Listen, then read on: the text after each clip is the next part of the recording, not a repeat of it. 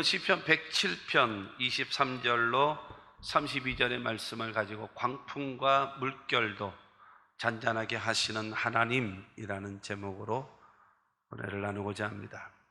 한번 따라 하시면 좋겠습니다. 광풍과 물결도 잔잔하게 하시는 하나님. 여러분, 인생은 무엇이라고 생각하시나요? 옛날에 나왔던 유행가 속에 인생은 나그네 길이라는 그런 노래가 여러분 있었습니다. 그래서 인생이 나그네 길이다라고 말하기도 합니다. 그런데 이 시편 107편에 있는 오늘의 말씀을 보면 인생은 광야를 지나는 것과 같으다라고 말하고요. 오늘 23절로 32절의 말씀을 통해서 보면은 바다를 항해하는 배와 같다라고 말씀을 하고 있습니다. 이 107편에 있는 이 말씀은 유다 민족이 하나님을 섬기고 하나님 앞에 여러분 헌신하는 그런 삶을 살아가야 되는데 우상을 섬기고 그 다음에 온갖 죄를 저지르는, 그러면서도 회개하지 않고 변화되지 않기 때문에 하나님께서는 이 바벨로니아라는 나라를 통해서 이스라엘을 망하게 했어요. 유다 나라를. 그러고 나서 그들을 전부 다 포로로 잡아갔습니다. 그래서 이 바벨론이라는 나라에서 포로 생활을 자그마치 70년이라는 세월 동안에 했습니다. 70년. 그런 생활을 하게 되어지면서 그들이 회개하기 시작했고 그들이 기도하기 시작했습니다. 70년이라는 세월이 다 지나고 차게 되어질 때에 하나님은 이스라엘 백성들, 유다 백성들을 제2의 출애굽을 시키십니다. 그런데 오늘 시편 107편 23절로 32절의 말씀을 통해서 보면은 그들을 출애굽하는 이 과정, 이런 과정, 그 다음에 70년의 생활과 귀한 되어지는 이 모든 과정을 이 바다에서의 하나님의 인도하심이라는 것을 비유를 통해서 말씀하고 있는 것입니다. 오늘 말씀은요, 하나님께서 자기 백성들을 구원하시고 자기 백성들을 회복하시는 그 하나님의 말씀인 것입니다. 오늘 말씀을 통해서 하나님의 큰 은혜와 축복이 있게 되기를 주님의 이름으로 축원합니다. 첫째로, 하나님께서 명령하신 광풍이라는 거예요. 지금 다가와 있는 이런 여러 가지 광풍이 하나님께서 명령하신 광풍이라는 겁니다. 오늘 시편 107편 23절에서 25절까지 말씀 봅니다. 시작. 배들을 바다에 띄우며 큰 물에서 일을 하는 자는 야훼께서 행하신 일들과 그의 기이한 일들을 깊은 바다에서 보나니 야훼께서 명령하신 즉 광풍이 일어나 바다 물결을 일으키는도다. 여러분, 이 배들을 바다에 띄우며 그 다음에 큰 물에서 일을 하는 자는 이것은 무슨 말이겠습니까? 그러니까 고기를 잡고 사는 사람, 배를 타고요, 고기를 잡고 사는 사람이라고 말할 수가 있고, 그 다음에 큰 물에서 일을 하는 자는 이라고 하는 것은 그러니까 어업을 하는 사람이죠. 어업을 하는 사람, 무역을 하는 사람이다라고 할 수가 있을 것입니다.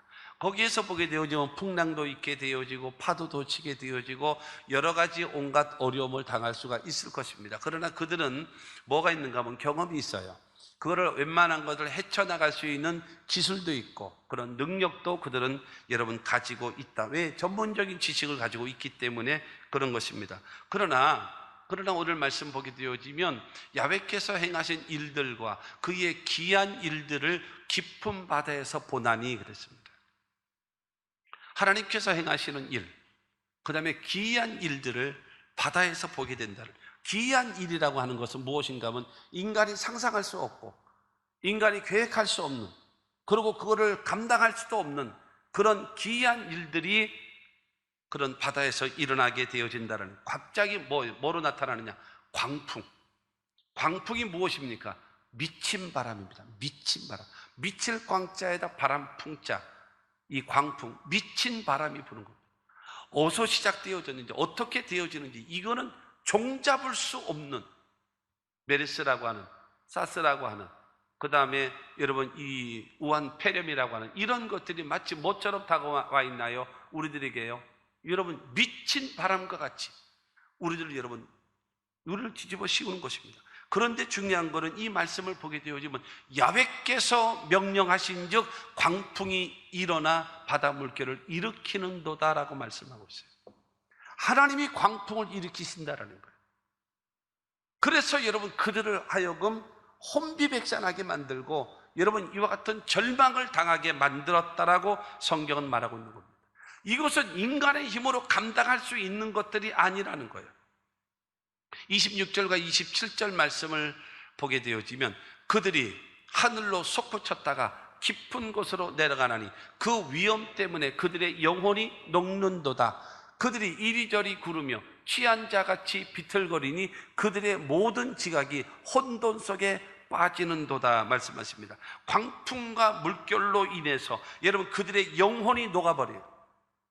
영혼이 녹아버린대요.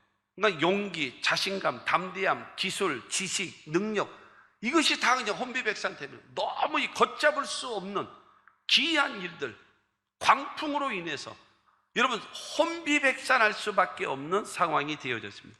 그들이 이리저리 구르며 취한 자같이 비틀거리며 여러분 바람 부는 대로 물결 치는 대로 하늘로 솟았다가 땅으로 꺼지는 것처럼 이 여러분 휘몰아치는 파도와 광풍으로 인해서 이 배에 타고 있는 사람들이 정신을 차리지를 못하고 여러분 휘청거리고 다닐 수밖에 없는 그의 기이한 일, 하나님의 기이한 일, 사람은 상상할 수 없고 생각도 못하고 해결 방법도 없는 이런 기이한 일로 인해서 여러분 이런 광풍으로 인하여 어려움을 당하게 된다는 겁니다.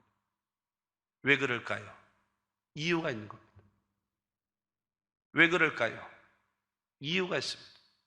모든 일에는 원인 없는 이런 일들은 없습니다. 다 일이 있어요. 성경에 보게 되어지면 네 번의 광풍이 일어납니다. 네 번의 광풍이 일어나는데 여기를 통해서 우리들이 크게 깨달아야 될 것이 있을 것입니다. 첫째가 뭐냐면 요나 때문에 나타나는 광풍이었습니다. 요나. 하나님은 요나라고 하는 선지자에게 말씀하십니다. 아수르의 수도 니느웨로 가서 회개의 복음을 전하라. 그들이 회개하지 아니하면 그 나라는 망하게 될 것이다. 근데 이스라엘 나라의 원수가 아수르거든요. 그런데 아수르 나라의 더군다나 수도가 망한다고 하니 요나는 오히려 내가 회개의 복음을 전하지 않고 그 나라가 망하기를 원하는 겁니다. 그래서 욥바라고 하는 항구 도시로 내려왔어요. 그러고 나서 배를 타고 어디로 가는가? 다시스로 가는 배를 타고 도망가는 거예요. 다시스가 어딘가 하면 여러분 이 지중해를 거쳐가지고 저 북유럽, 저 스웨덴 쪽, 저 제일 우회 쪽 아닙니까? 그쪽으로 도망을 가는 거예요. 왜냐하면 원수 나라 아수르, 니느웨 성은 망했으면 좋겠다라고 가는 겁니다. 그때에 하나님께서 여러분 그 요나의 앞길을 폭풍으로 막아버리십니다. 그래서 요나서 1장 4절 말씀 보게 되어지면 야훼께서 큰 바람을 바다 위에 내리심에 바다 가운데 큰 폭풍이 일어나 배가 거의 깨지게 된지라. 원수 나라인 여러분 아수르, 니느웨 여러분 거기는 망하기를 원하는 마음으로 도망을 가는 그 길을 하나님께서 큰 폭풍을 통해서 그 앞길을 막아버리는 겁니다. 중요한 것은 원수 나라가 망하는 게 중요한 것이 아니고 내 명령에 순종하지 않고 왜 도망가느냐 이겁니다. 그 불순종으로 인하여 요나의 불순종으로 인하여서 여러분 그곳에 큰 폭풍이 다가오는 겁니다. 사랑하는 성도 여러분, 나 때문에 가족이, 나 때문에 주변의 모든 사람들이 복을 받아야지 나 때문에 다 망하면 되겠습니까? 나 때문에 다 망하면 되겠어요? 여러분 그와 같은 불순종, 그래서 결국에는 풍랑 속에서 이 요나가 고기 뱃속에 들어가고 고기 뱃속에 들어가서 하나님 앞에 회개하고 기도한 결과 하나님께서는 그를 용서하시고 다시 한 번의 기회를 주셔서 니느웨에 가서 복음을 전하게 만들지 않았습니까? 불순종으로 인하여서 이런 큰 폭풍, 광풍이 다가온다라는 것입니다. 두 번째로 예수님께서 주무시는 배에 큰 광풍이 불었습니다. 예수님이 주무시는 배. 한 번은 예수님이 제자들과 함께 배를 타고 가십니다. 얘들아, 저 건너편으로 건너가자라고 말씀하셨습니다. 그래서 예수님은 더군다나 예수님의 제자들은 이 어부 출신들이 6명이나 되니까, 그러니까 말씀 잘하는 거는 예수님이 전문일지라도 노 젓는 거는 우리 전문 아니에요. 예수님 편히 쉬십시오. 그러면서 노를 젓고 가는 겁니다. 그러니까 예수는 뭐 하셨어요? 주무셨어요. 잘해봐라. 주무셨어요. 주무시니까 갑자기 풍랑이 일어납니다. 마가복음 4장 37절 말씀 보면 큰 광풍이 일어나며 물결이 배에 부딪혀 들어와 배에 가득하게 되었더라. 여러분, 큰 광풍, 태풍보다도 더 강력한 바람이 또 일어나는 겁니다. 그래서 여러분, 배가 깨질 지경으로 막 그냥, 그들은 더군다나 이 갈릴리 바다에 잔뼈가 굵은 사람이라 웬만한 바람, 웬만한 풍랑에도 이기고 감당할 수 있는 실력과 능력을 갖고 있음에도 불구하고 감당할 수 없는 하나님이 기이한 일을 베푸시는 거예요. 여기서 여러분, 감당할 수 없는 겁니다. 그러자 이들이 깨어, 예수가 여기 계시지, 여기가 예수가 계시지. 그러고 나서 예수를 깨우기 시작한 겁니다. 예수님 우리에게 죽게 됨을 돌아보시옵소서. 그때 주무시던 예수께서 일어나셔서 풍랑과 파도를 향하여서 고요하라, 잔잔하라 명령하시며 풍랑과 파도가 잔잔해졌다라고 성경은 우리에게 말씀하고 있습니다. 할렐루야. 그러면 왜 예수께서 주무셨을까? 시편 121편에 보게 되어지면 졸지도 아니하시고 주무시지도 아니하시는 그 하나님을 예수님의 제자들은 예수가 주무시게 했어요. 왜 그랬을까요? 물론 이 땅에 계실 때 33년 동안 예수님은 주무시지도 않았다, 그 얘기를 하는 것은 아닙니다. 근데 그 예수께서 왜 주무셨는가? 말씀드렸던 대로 말씀 잘하는 건 당신의 전문이지만 이 갈릴리 호수, 이 바다를 가는 것은 우리가 전문가입니다. 예수님 일 안 하셔도 됩니다. 쉬셔도 됩니다. 그래, 잘해봐라. 하나님보다도 앞서가기 때문입니다. 하나님보다도 앞서가요. 이 일만큼은 주님이 안 도와주셔도 얼마든지 우리가 할 수 있습니다. 나는 그렇게 생각합니다. 주의 종들의 죄입니다. 주의 종들의 죄예요. 하나님보다 너무 앞서가, 너무 잘 나가고, 너무 똑똑하고, 너무 유능하기 때문에. 그렇기 때문에 예수님을 주무시게 하는 거. 또 주무셔야지요. 왜냐? 예배를 안 드리는데 예수님 뭐 일어나실 일이 있겠습니까? 예배를 안 드리고 여러분 자고 앉았는데, 그럼 예수님도 같이 주무시죠. 여러분, 중요한 사실은 예수님을 깨워야 됩니다. 주무시는 예수를 깨워야 합니다. 그 예수와 함께 동행해야 돼요. 예수와 동행해야 풍랑이 다가오지도 않을 것이고, 예수와 동행해야 풍랑이 인다 할지라도 부른 바람과 이는 풍랑을 잔잔케 하실 자는 예수라는 겁니다.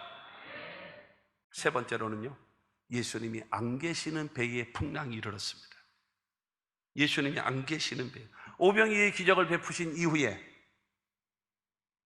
사람들이 예수님을 왕으로 세우려고 했습니다.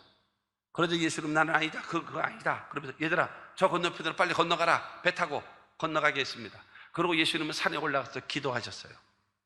기도하시는데 바람이 이렇게 부는 거예요. 이상한 바람이 여러분 부는 겁니다. 그래서 이 광풍이 불기 시작하는 거예요. 그야말로 종잡을 수 없는 광풍. 그래서 여러분, 이 예수님의 제자들은 이젠 죽었구나, 이젠 죽었구나, 그렇게 되는 겁니다. 그러자 예수님은 이 성난 파도, 그 이는 파도 위를 걸어서 예수님은 제자들에게 다가가시는 겁니다. 우리가 기억할 것이 있습니다. 사복음서를 아무리 봐도, 사복음서를 아무리 봐도 예수님은 자기 자신을 위해선 어떤 기적도 베푸신 적이 없었어요. 동의하십시오. 예수님은 자신의 영광과 자기 자신의 호의호식을 위해서 어떤 기적도 베풀지 않았습니다. 그러나 예수님의 제자들이 그 풍랑으로 인하여 고통당할 때에 바다 위를 걸어서 다가오시면서 안심하라, 나니 두려워하지 말라 하시며 다가오시는 주님의 음성을 듣게 되기를 주의 이름으로 축원합니다. 다가오시는 예수, 그 예수님을 여러분 모셔드립니다. 마태복음 14장 32절로 33절입니다. 배에 함께 오르매 바람이 그치는지라. 배에 있는 사람들이 예수께 절하며 이르되 진실로 하나님의 아들이로소이다 하더라. 배에 함께 오르매, 예수님께서 배에 오르심에 바람이 그쳐버렸어요. 여러분, 예수님이 안 계시기 때문에 풍랑이 일어났던, 예수님이 오시니까 주무시는 예수를 깨웠더니 풍랑과 파도를 잔잔케 하셨고, 안 계시는 예수 모셔드렸더니 그 예수로 인하여서 풍랑과 파도가 잔잔해졌음을 믿게 되기를 주님의 이름으로 축원합니다. 네 번째 광풍이 어디서 나는가 하면요, 이 사도 바울이 가고 있는 그 일행 속에 나타나는 광풍입니다. 로마를 향하여 죄수의 몸으로서 복음을 전한다는 그 이유로 죄수의 몸으로 로마를 향하여 가는데 미항이라고 하는 그 지역에 머물렀습니다. 그래서 거기에서 이 사도 바울이 말합니다. 여기에서 겨울을 지나는 게 좋겠습니다. 지금 항해하면 배가 파손되고 우리 사람들의 생명에도 많은 위협을 줄 것이니 여기에서 겨울을 지나고 나서 그러고 나서 가는 게 좋겠습니다 라고 백부장에게 말을 했습니다. 그런데 이 백부장은요, 이 선장을 불렀습니다. 그리고 그 배를 통해서 장사를 하는 선주들을 불렀습니다. 그러고 나서 이야기를 합니다. 저 바울이라는 사람이 겨울을 여기서 지내라고 하는데 겨울을 지나고 가야지 지금 갔다가는 생명의 위험도 있고 배도 큰 타격을 입는다고 하니 어떻게 하면 좋겠어? 그랬더니 선장이 무슨 소리냐? 그 저런 죄수놈의 말을 듣느냐? 우리 말을 들으라. 내가 지금 이 지중해 바다를 손바닥 보듯이 보는 사람인데 무슨 소리냐? 지금도 바람도 적당하고 지금 여러 일기도 좋은데 지금 적기다 적게 가자. 거의 선주들은요, 무슨 소리냐? 내가 지금 하루만 늦게 가도 이 물건이 어떻게 되는 줄 알아? 내가 한번 갔다 오면 내가 얼마나 돈을 많이 버는데 겨울을 여기서 나면 저 물건 다 썩어 나갈 것이고 그러면 내 사업은 망한다. 어림없는 소리 하지 마라. 여러분, 사도행전 27장 11절 말씀 보니까 백부장이 선장과 선주의 말을 바울의 말보다 더 믿더라. 선장은 무엇을 말할까요? 경험. 선주의 말을, 선주가 무엇입니까? 돈이면 최고다. 사업하는 사람들. 이것이 여러분 사도 바울의 말보다도 더 우선시 되어집니다. 세상을 살아가는 방법, 내가 돈을 벌고 내가 쾌락을 누리고 여러분 엔조이를 하면서 살아가는 내 스타일의 내 방법, 이것이 하나님의 말씀보다도 언제나 우선순위. 하나님의 말씀은 언제든지 그냥 스쳐 지나가는 하나님의 말씀에 불과한. 그러면 두 번째로, 이 광풍과 물결의 위기에서 우리는 기도해야 돼요. 이 광풍과 물결의 위기에서 하나님이 우리에게 원하시는 것이 바로 무엇인가 하면 기도라는 거예요. 기도. 28절과 29절 말씀 봅니다. 시작. 이에 그들의 고통 때문에 야훼께 부르짖으며 그가 그들의 고통에서 그들을 인도하여 내시고 광풍을 고요하게 하사 물결로 잔잔하게 하시는도다. 여기서 여러분 28절 29절을 통해서 세 가지를 말씀하고 있습니다. 그들의 고통 때문에 야훼께 부르짖고 기도하라는 겁니다. 그랬더니 그가 그들의 고통에서 그들을 인도하여 내시고, 그 다음에 세 번째가 광풍을 고요하게 하사 물결을 잔잔하게 하시는도다. 그러니까 지금 이 광풍과 이 물결에서 우리가 해야 할 일은 바로 무엇인가 하면 고통 때문에 야훼께 부르짖으며 하나님께 우리는 부르짖고 기도해야 됩니다. 여러분, 하나님께서 명령하셔서 생겨난 광풍이요 풍랑이기 때문에 여기서 해결할 수 있는 방법은 그 하나님께 기도해야 살 길이 열리는 겁니다. 여러분, 이러한 지금 다가와 있는 이 광풍에서 마스크가 우리를 보호해 주나요? 손소독제가 우리를 보호해 주나요? 여러분, 손소독제로 인해도 되는 것이 아니에요. 마스크로 되는 것이 아니에요. 하나님께 나와서 예배하고 하나님께 기도하고 하나님 앞에 그러면 부르짖고 기도하면 고통에서 우리를 인도해 주실 것이고, 여러분 모든 풍랑을 잔잔케 하시고 파도를 잔잔케 하시는 하나님의 역사가 있어질 그들 믿게 되기를 주의 이름으로 축원합니다. 셋째로, 바라는 소원의 항구로. 우리가 바라는 소원의 항구로 인도하시는 하나님을 믿으라는 거예요. 이 광풍은 하나님이 오게 하셨고, 이 광풍 때에 우리가 해야 될 일은 하나님께 부르짖고 기도하는 것이고, 기도한 이후에 하나님은 우리가 바라고 있는 소원의 항구로 인도하시는 하나님을 믿으라는 겁니다. 30절 말씀 봅니다. 30절에 보면 그들이 평안함으로 말미암아 기뻐하는 중에 야훼께서 그들이 바라는 항구로 인도하시는도다. 할렐루야. 여러분, 광풍이 멈추고 그 다음에 이 파도가 잔잔해지니까 평온해진 가운데 하나님께서 기뻐하시는 가운데 우리를 어디요? 소원의 항구로, 바라는 항구로. 옛날 개혁 항구는 소원의 항구라고 했는데, 여러분, 그들이 바라는 항구로, 개혁 개정으로 괜히 바꾼 것 같아. 너무 강도가 약해지는 것 같아. 하나님께서 여러분, 그들이 바라는 항구로 우리를 인도하신답니다. 포로 생활하고 있는 70년이라는 세월 동안에 포로 생활하고 있는 그 이스라엘 사람들에게 여러분, 소망이 무엇이겠습니까? 돌아갈 예루살렘, 시온성, 꿈에도 그리는 시온성, 그 성을 바라보는데 하나님께서 그 바라고 있는 항구로 인도하시는 하나님이시다. 할렐루야.